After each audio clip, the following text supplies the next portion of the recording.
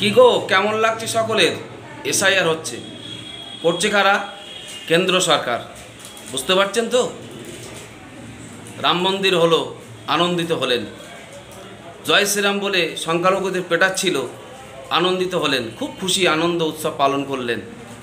জয় শ্রীরাম বলে বলে মসজিদের সামনে গিয়ে নাচছিলেন, খুব ভালো লাগছিল। বাংলায়,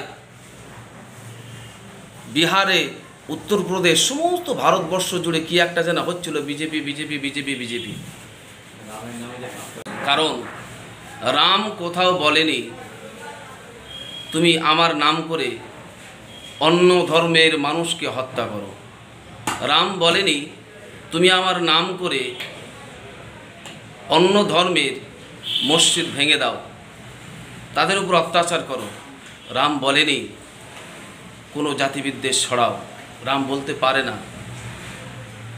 তো ব্যাপারটা হচ্ছে এটাই, ঘুম ভাঙবে এবার, আস্তে আস্তে ঘুম ভাঙবে সকলের। এখনও সময় আছে, সাবধান হন, এখনও সময় আছে। কেন্দ্র পরিবর্তন করেন। দেখছি তো সোশ্যাল মিডিয়ায় শিয়ালদায় ভিড় জমেছে ভিন রাজ্যে পালানোর জন্য। কোথায় পালাবেন?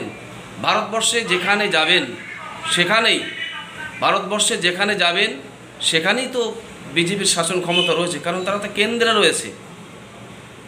আজকে যারা আনন্দ উৎসবের সঙ্গে বিজেপিকে এনেছিলেন, বুঝুন ঠেলা, ঠেলার নাম বাবাজি। এইবার আপনাদের ঘুমটা মনে হয় কেটেছে, নাকি কাটবে না?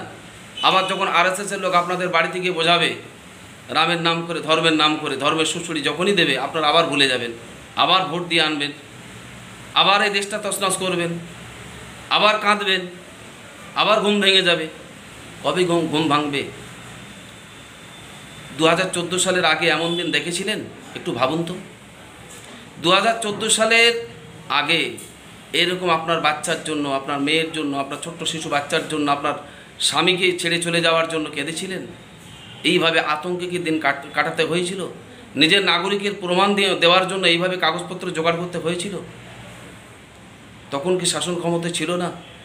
অনেক আনন্দে ছিল এই ভারতবর্ষের মানুষ, অনেক সুখে ছিল এই ভারতবর্ষের মানুষ। জাত পাত ধর্ম বর্ণ নির্বিশেষে আমরা সুখে ছিলাম। 2014 সালের পর থেকে শনির দশা নেমে এসেছে এই ভারতবর্ষের জমিনে। ভারতবর্ষের আকাশে মেঘে অশুভ ছায়া। আর এই অশুভ ছায়া কাটানোর দায়িত্ব আমি, আপনি যারা দেশপ্রেমী, সংবিধানপ্রেমী, গণতন্ত্রপ্রেমী, আমরা যারা এই ভারতের মাটিকে ভালোবাসি, আমরা যারা এই ভারতে জন্মগ্রহণ করেছি, যারা গণতন্ত্রকে ভালোবাসি, মিলেমিশে থাকতে ভালোবাসি, সকলকে দায়িত্ব নিতে হবে। আর আগামী নির্বাচনে এর জবাব দিয়ে আমাদের এই ভারতবর্ষে স্বাধীনতা ফেরানোর এবং শান্তি ফেরানোর দায়িত্বটা আমাকে আপনাকে নিতে হবে। কিভাবে শান্তি ফেরানো যাবে নিশ্চয়ই বুঝতে পারছেন। এটা আমি আর সোশ্যাল মিডিয়ায় বলবো না।